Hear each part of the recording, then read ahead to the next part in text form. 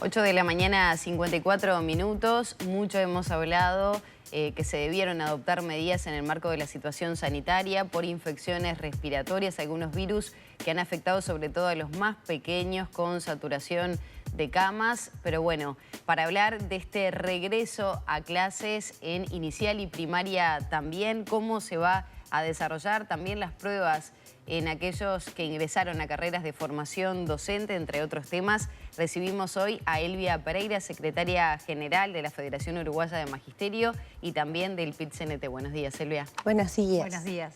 Buen día, muchas gracias por la invitación, es un gusto como siempre. De igual manera, queremos abordar un poco y en principio el próximo lunes se retorna a clases, una semana muy particular porque sería clases el lunes, el 18 es feriado, es martes. ¿Cómo se va a dar ese retorno? Con muchas licencias que se habían pedido además por parte de docentes, de funcionarios. Sí, efectivamente, decir algunas cosas al respecto. Uno es que si retornamos el lunes es porque efectivamente la situación sanitaria mejoró. Y eso es bueno, porque es bueno para los niños, es bueno para la educación, es bueno para las familias. Eso por un lado. Por otro lado, el proceso en que se toma la decisión fue cuestionado por la Federación de Maestros. El proceso en que fue comunicado las decisiones, que en definitiva lo que dejan al descubierto es que efectivamente las 2 semanas de vacaciones de invierno, como históricamente fueron para los niños por un tema sanitario, eso no dejó de prevalecer, eso sigue estando, por lo cual un llamado de atención a las autoridades en los próximos años para que esto también se tome en cuenta. Nos parece que ese es un punto importante que deja como enseñanza esta situación. ¿Ese es un planteo que ya venía haciendo la Federación? Sí, claro. Este es un planteo que desde... ¿Y el argumento cuál era por parte de las autoridades para mantener una sola semana? Bueno, en realidad acá tenemos 2 puntos de discusión. Uno es lo que tiene que ver con el tema sanitario, que no nos compete a los maestros, si bien en territorio uno lo observa y ve cómo va disminuyendo la asistencia, que es algo que nos preocupa mucho, el tema ausentismo en primaria, específicamente a los niños más pequeños, y el otro tiene que ver con números, ¿no? Números, digo, en esto de cuando se coloca cuántos días lectivos efectivamente tienen que ser dictados en el año escolar. Eso es todo otro punto de discusión. Entonces confluyen el tema sanitario con el tema cantidad de días efectivamente dictados. Y la fecha, porque también esta vez se había programado un poco más tarde que lo común. Es correcto. Y la fecha, siempre fueron las primeras semanas de julio. Habíamos empezado con este receso a fines de junio.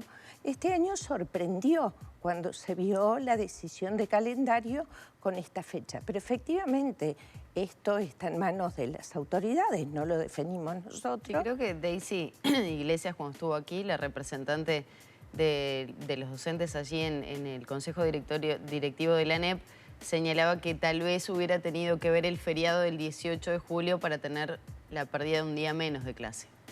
Bueno, es como te digo, a veces confluyen distintas miradas a la hora de tomar decisiones. Posiblemente haya estado eso en esta línea de decir cuántos días efectivamente confluyen. Lo cierto es que estamos en una situación que el lunes comienzan con algunas decisiones por la vía de la excepción que tomó el CODICEN en el día antes de ayer.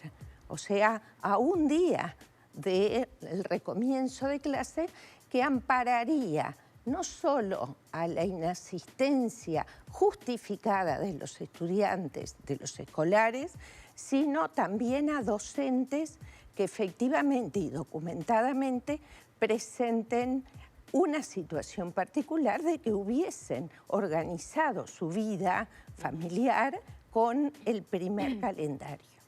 Eso ayer estuvimos en una bipartita con la dirección de primaria y nosotros como federación le anunciamos aquí algunas cuestiones. Una tiene que ver qué pasa con los funcionarios no docentes. Para nosotros debieron haber sido incluidos en esa excepcionalidad. La administración no lo entiende de esa forma. Bueno, no siempre nos ponemos de acuerdo. Perdón, ¿qué quiere decir entonces que las faltas no van a ser justificadas, se les van a descontar los días a esos funcionarios? No. A los docentes les otorgan licencia con goce de sueldo. Sí. Allí señalamos dos cosas. Si se previó que no afectara presentismo o docencia de aula a los docentes.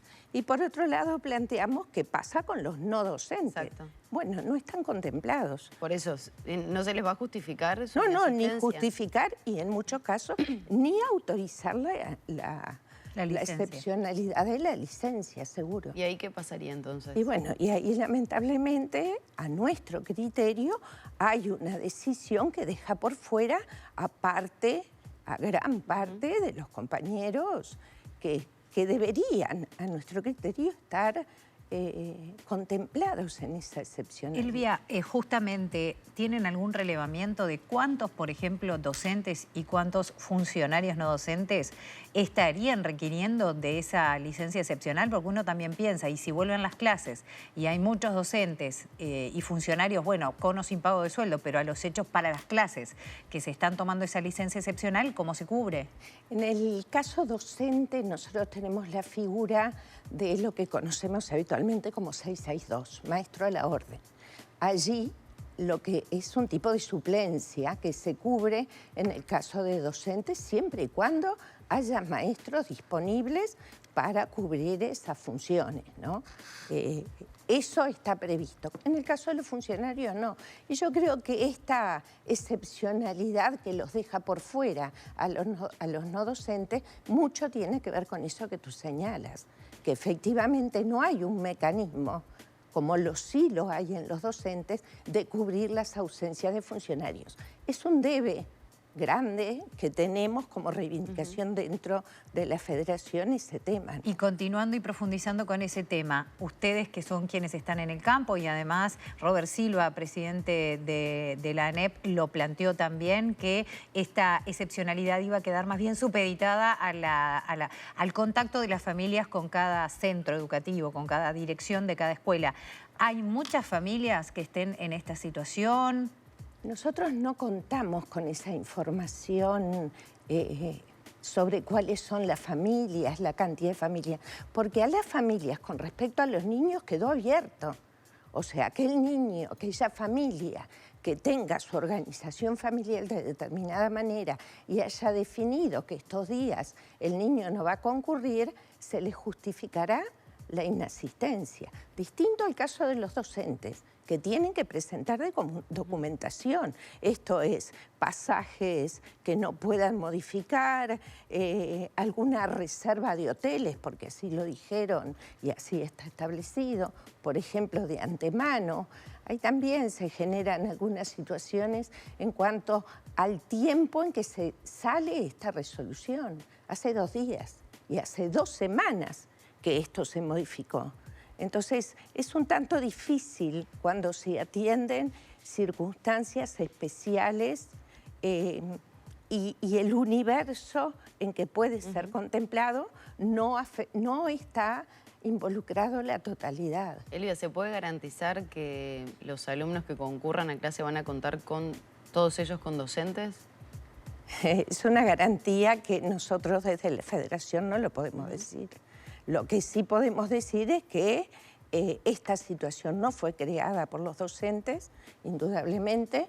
Esta situación fue una situación sanitaria que hizo que, aparte de la toma de decisiones para nosotros un tanto no claras, poco claras, sin pronunciamientos públicos efectivamente claros una vez que se hayan tomado las decisiones. Bueno, el hecho está y subyace aún por allí una cierta confusión entre quien ejercía en su momento la presidencia interina y quien es de Codicen, me refiero, y quien es hoy el Codicen. Eso todavía está, que el consejero Gabito Sogoli pidió su licencia. Bueno, allí este hecho generó o por lo menos es lo que públicamente... Robert Silva estaba, creo que con licencia, ¿no? Estaba Sí. estaba en el exterior y el consejero Gabito Soboli fue quien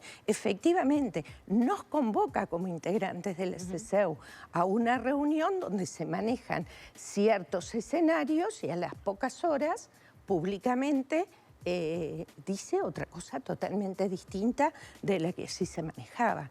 Entonces, esas cosas no solo sorprenden que sucedan, sino que generan confusiones. Y eso no es bueno para ustedes. O sea que se podría decir que es una incertidumbre lo que vaya a suceder a partir del próximo lunes, cuando y además muchos van a aprovechar a no asistir.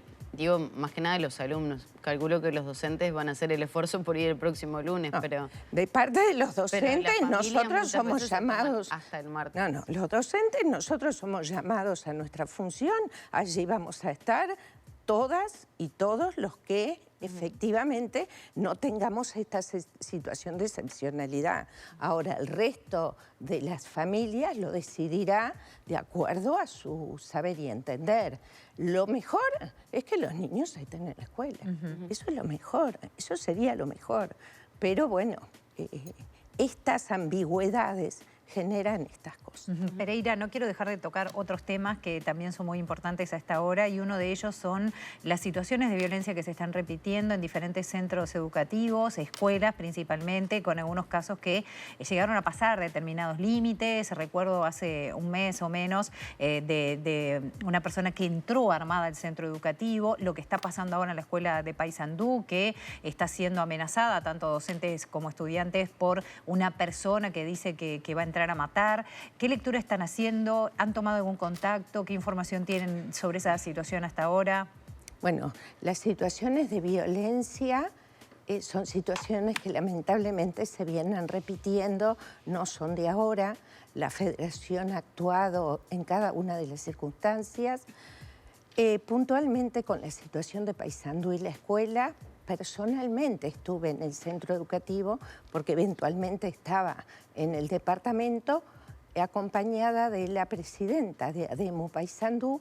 Estuvimos con el colectivo conteniendo esa situación y luego nos trasladamos a inspección departamental porque llamó poderosamente la atención nuestra que las autoridades de la inspección departamental no se hubiesen hecho presentes inmediatamente en el centro escolar.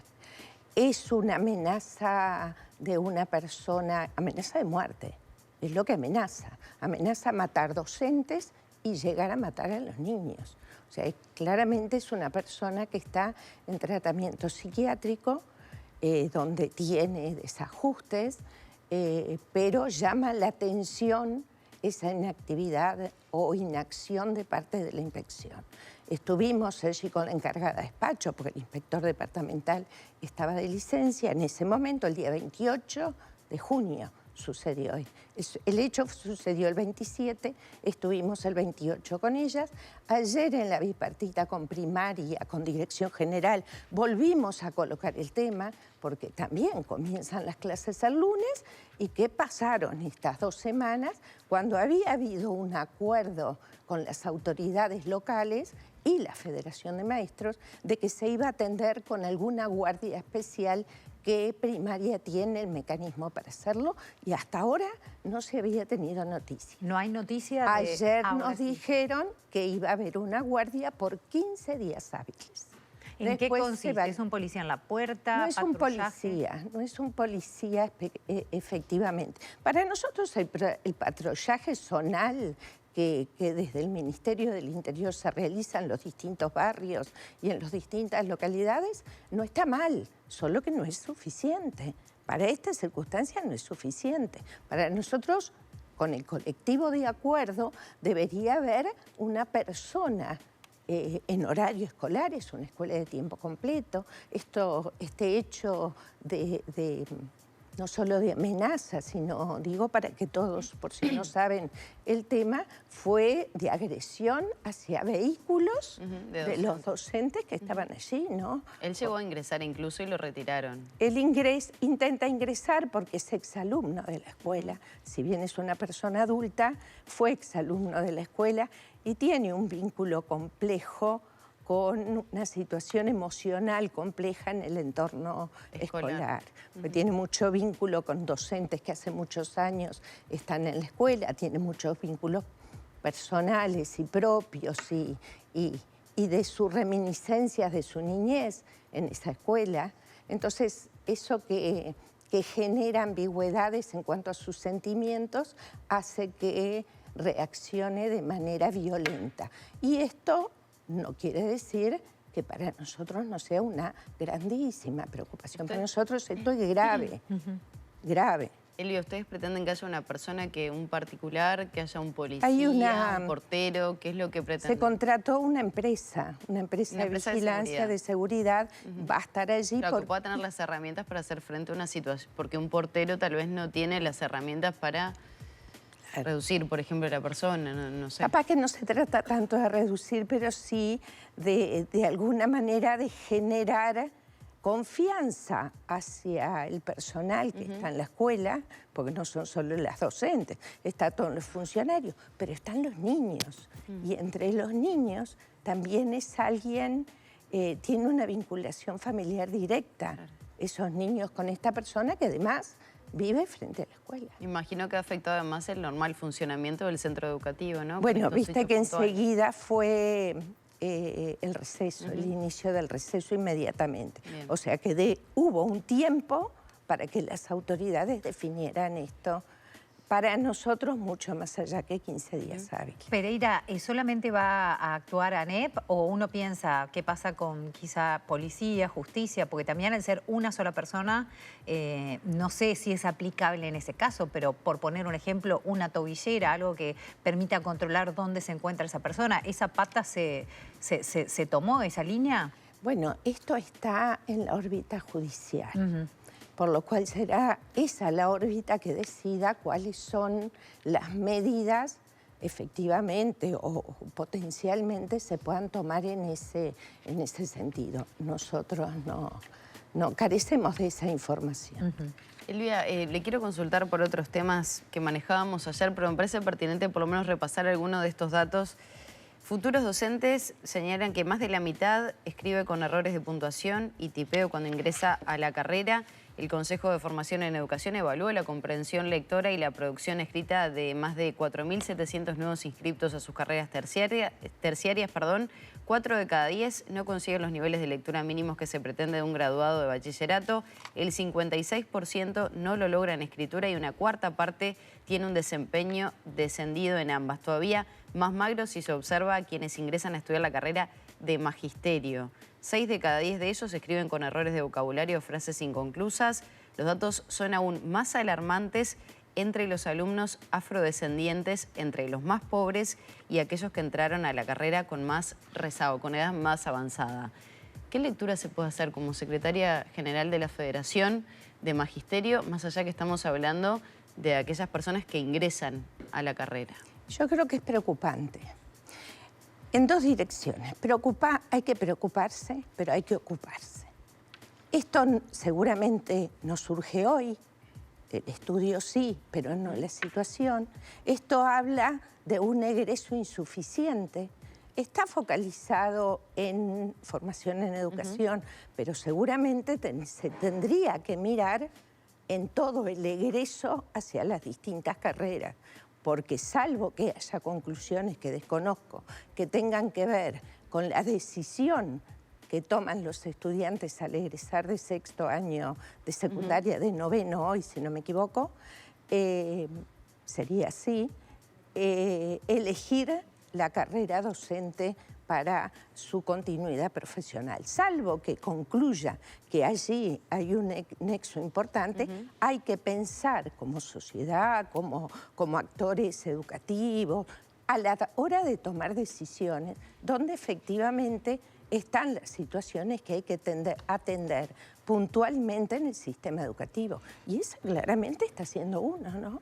Que es el egreso después de la continuidad de una escolaridad que tienen los estudiantes, porque Ahora, ni es responsabilidad del año de egreso ni del subsistema, es de todos, porque la educación es una lo que digo continuidad. es, ahí hay un docente, sea en primaria o en secundaria, que avala que estos alumnos pasen de clase con estas falencias, digamos. Sí, Maggie, no solo son los docentes, son las decisiones que se toman de políticas educativas que hacen lo mismo que ahora en esto de la transformación educativa. Hay una idea y una recomendación que es seguir el acompañamiento de esas personas, que no queden rezagados esos alumnos y seguir profundizando en los déficits que tienen esos niños o esos adolescentes. Y en la forma que se deciden las evaluaciones. ¿Están fallando allí? Y bueno, las decisiones de evaluaciones que a criterios de muchos que han estudiado los temas tienen que ver con flexibilizar el pasaje de los distintos grados de un año a otro y cuáles son efectivamente las competencias hoy necesarias para poder transitar. Y bueno, dan cuenta por lo menos que este estudio dice que no están siendo las necesarias efectivamente.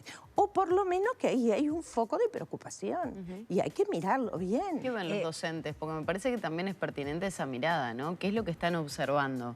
¿Se permite el pasaje de año a alumnos que no tienen o no reúnen todavía los conocimientos y las necesidades para seguir a un año más? Los cambios que se vienen operando en materia de evaluaciones dan cuenta, fíjate que no se recursa, no estamos hablando de repetir, no se recursa hasta no terminar un tramo. Esos son cambios que efectivamente se están produciendo. O sea, un alumno no puede volver a hacer el mismo grado a no ser pero que eso pase está en la al siguiente transformación tramo. educativa. No, pero está bueno recordar conceptos que lo manejamos en un momento. Esos cambios que se vienen dando... O sea, de primero a tercero un niño no puede repetir. De escuela no. Pero no hay un antecedente de este mismo estudio, según tengo entendido. Pero por lo menos, ¿hay evaluaciones previas que demuestren que esto está pasando ahora y no pasaba antes? Bueno, yo no lo sé efectivamente. No hay ningún otro tipo de evaluación. Que yo conozca, no. Que yo conozca, no quiere decir que no exista. Pero el tema de la evaluación por tramos o del recurso por tramos... Yo no estoy defendiendo el recursar, estoy poniendo un foco crítico en cuando se cambian algunos aspectos o se intentan cambiar algunos aspectos. Pero me refiero, ¿estos egresados ya estaban en el sistema de tramos? Bueno, sí, claro. Ya estaban claro, dentro del sistema de tramos. Sí, sí, sí. Porque también uno no puede evitar pensar, esto puntualmente se da con los docentes, pero seguramente no pasa solamente en ese ámbito, primero y principal. Pero hay otra característica que llamó la atención y es que en quienes estaban inscriptos para magisterio, la evaluación era peor que quienes estaban inscriptos para profesorado. ¿Hay alguna explicación? ¿Ya han hecho alguna lectura de estos resultados? Y también algo que no hay que dejar de mencionar, que lo leyó Maggie, tiene que ver con afrodescendientes. Y los más pobres, ¿no? Y los más pobres. O sea, está bien focalizar el magisterio, que habrá que profundizar esos estudios para saber por qué allí tenemos esas mayores dificultades, pero también tenemos que pensar por qué está en el otro tramo de la sociedad, ¿no? Con afro y los más pobres. Entonces, en materia educativa, cuando se analizan algunas situaciones, hay que mirarlas en un contexto con distintas dimensiones, porque efectivamente y seguramente y muy posiblemente estos estudiantes tengan otro tipo de rezago alimentario, de cuidado, familiares, de vivienda, de ocupación laboral, de familia, de contención, para llegar a este resultado. Por lo menos para quien habla. habría que ocuparse el tema, por supuesto que hay que ocuparse el tema. Nosotros desde la Federación de Maestros hace más de 25 años que tenemos un centro de investigación pedagógica, que tenemos a disposición de todos y todas las docentes o abierto a quien lo quiera.